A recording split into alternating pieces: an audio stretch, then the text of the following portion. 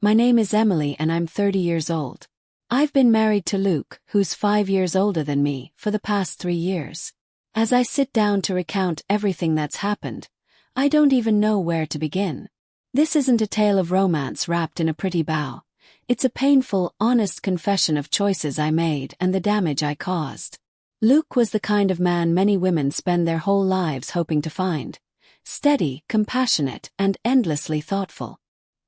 He ran a small business that took most of his time and energy, but never at the expense of our relationship. Somehow, no matter how busy he was, he always made time for me. He knew how I liked my coffee without asking.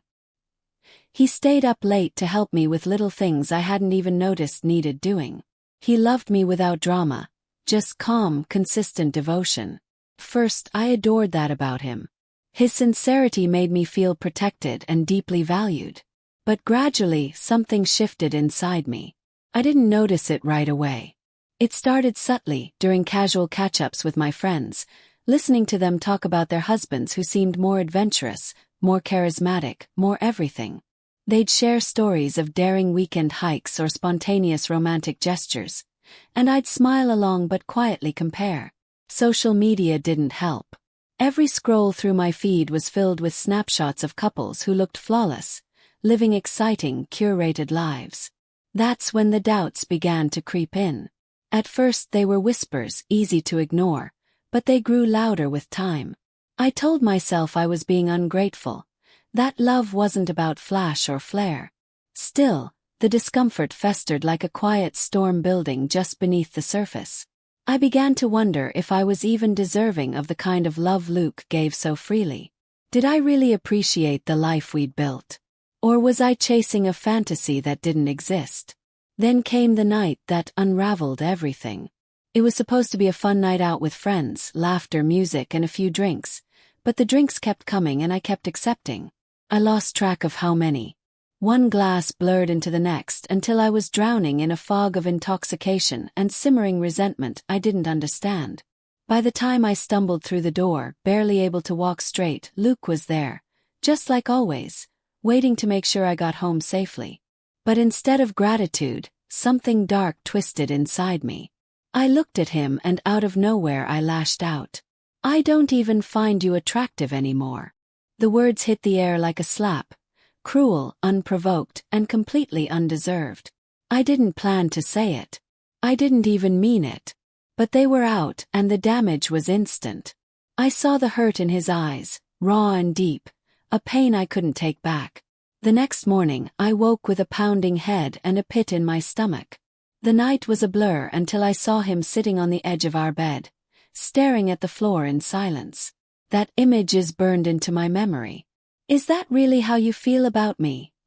he asked, barely audible, repeating the words I'd hurled at him in a drunken haze. My heart dropped. I tried to fix it, grasping for excuses. "I was drunk, Luke. I didn't mean it. I swear." But he didn't raise his voice. He didn't accuse me or fight. He just gave a small, hollow nod, stood up, and walked out of the room. That quiet walk away cut deeper than any argument ever could. From that day on, things changed. He didn't confront me, didn't throw it back in my face. Instead, he became distant. The little things, those small tokens of love and attention, vanished. No more random texts during the day. No more shared laughter over dinner.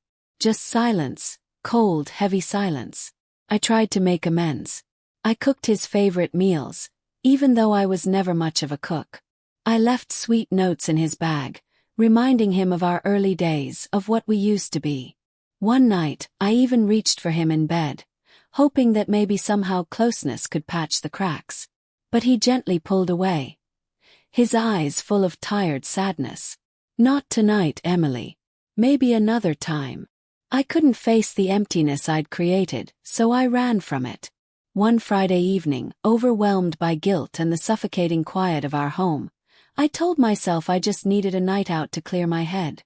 But that wasn't the truth. I was avoiding it, avoiding him, avoiding what I'd done. That's when I met someone else.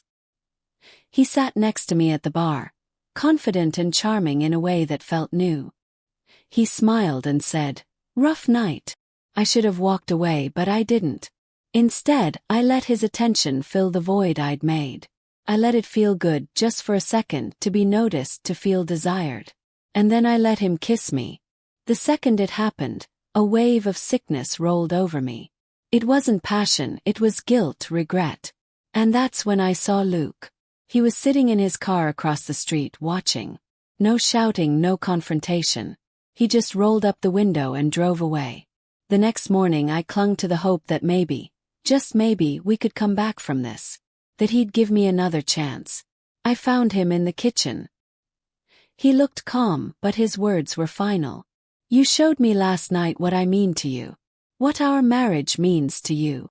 I broke down, begging, crying, telling him it was meaningless, that I made a mistake, that I didn't even know why I did it. But he just shook his head. I need time, he said softly. Time to figure out what's left. He packed a bag and walked out the door. He never came back. It's been 6 months now. Luke has moved on. He's seeing someone new. A woman who lights up a room. Someone who brings out a smile in him I hadn't seen in years. He looks happy, genuinely happy. And me? I'm still here, alone in the aftermath of my own choices. Most of my friends have quietly stepped back, unsure of how to support me.